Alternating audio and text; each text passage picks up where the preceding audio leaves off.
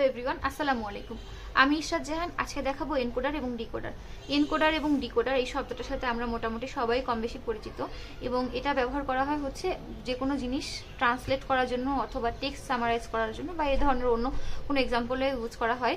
তো যদি ল্যাঙ্গুয়েজ ট্রান্সলেশনের জন্য দেখি, সাপোজ আমার কাছে এখানে একটা ইনপুট আছে, শি ড্রিঙ্কস ওয়াটার।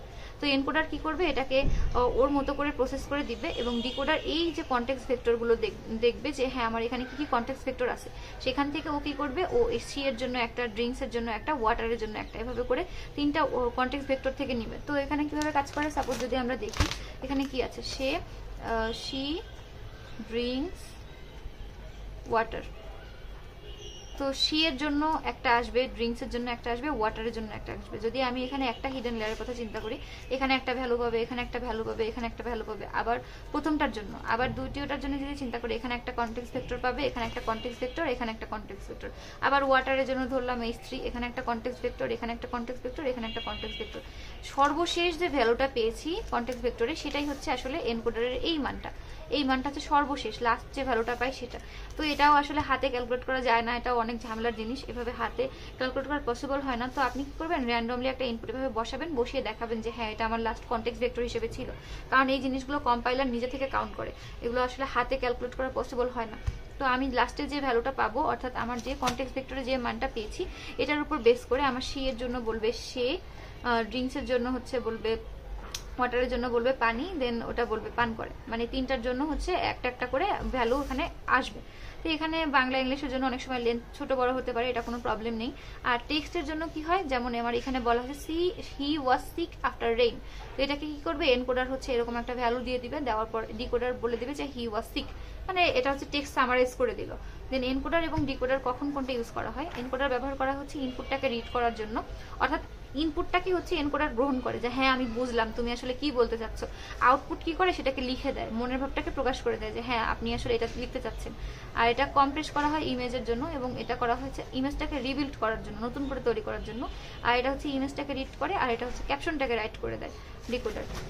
এখন এটার ব্যবহার করার জন্য কিছু প্রসেস আছে, যেমন এনকোডার এবং ডিকোডার ইউজ করা হয় কোথায় কোথায়, যেমন ল্যাঙ্গুয়েজ ট্রান্সলেশনের জন্য, image to text, speech to text. আমি যেমন এখানে টেক্সট সামারাইজেশন এবং ল্যাঙ্গুয়েজের জন্য দেখিয়েছি, এটা আসলে আরও অনেকগুলো প্রসেসের জন্য ইউজ করা হয়।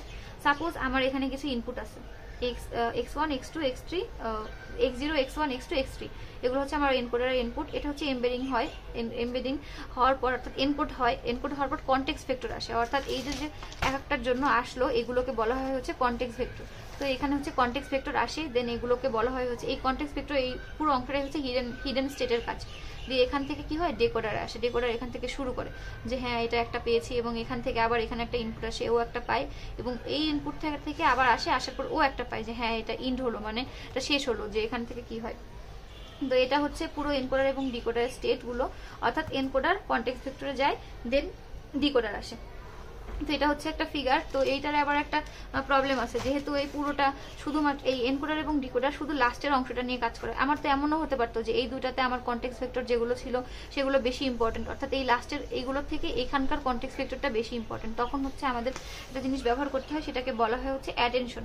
তো অ্যাটেনশন কিভাবে হেল্প করে, অ্যাটেনশন হচ্ছে হেল্প করে যে না আপনি পুরোটাই দেখবেন। অর্থাৎ আমি আগে কি করতাম, যখন আমি আগে কাউন্ট করছি এনকোডার ডিকোডার, শুধু এই লাস্টের অংশটাতে আমাকে কনটেক্সট ভেক্টর হিসেবে চিন্তা করতে, কিন্তু অ্যাটেনশন কি করে, ও এটাকেও কনটেক্সট ভেক্টর হিসেবে চিন্তা করে, ও এটাকেও কনটেক্সট ভেক্টর হিসেবে চিন্তা করে, এটাকেও। এতে করে কি হয়, H1 H2 H3 তিনটাকে যোগ করে যে ভ্যালুটা পায় সেটা হচ্ছে ও অ্যাটেনশন হচ্ছে কনটেক্সট ভেক্টর হিসেবে ইউজ করে।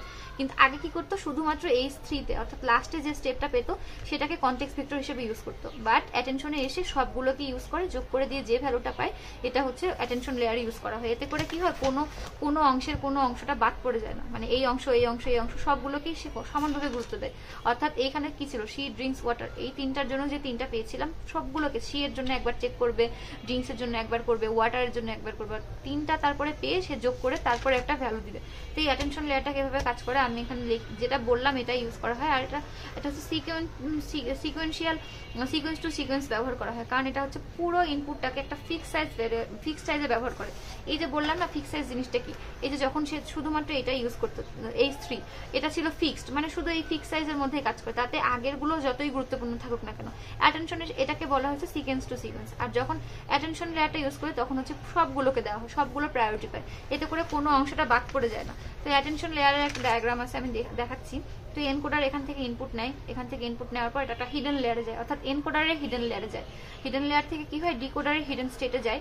যাওয়ার পর এখান থেকে হচ্ছে অ্যাটেনশনের যে ওয়েটগুলো থাকে, এখানে সফটম্যাক্স ফাংশনটা অ্যাপ্লাই করা হয়। তারপর হচ্ছে এই যে সবগুলো পেলাম, এগুলো যোগ করে করা হয় কি, এগুলো সব যোগ করা হয়, যোগ করে কি হয়, কনটেক্সট ভেক্টরটা তৈরি হয়। কনটেক্সট ভেক্টরটা তৈরি হয় কার মাধ্যমে, অ্যাটেনশন লেয়ার মাধ্যমে। এখান থেকে আমরা কি করে ডিকোডারটা দেখতে পাই। তো এই পুরো প্রসেসটা হচ্ছে অ্যাটেনশন মেকানিজমের জন্য ইউজ করা হয়। তো আমি এইটার নোটটা এই ভিডিও ডেসক্রিপশন বক্সে দিয়ে দিব, তো আপনারা চাইলে এখান থেকে দেখে নিতে পারেন। ধন্যবাদ, আসসালামু আলাইকুম।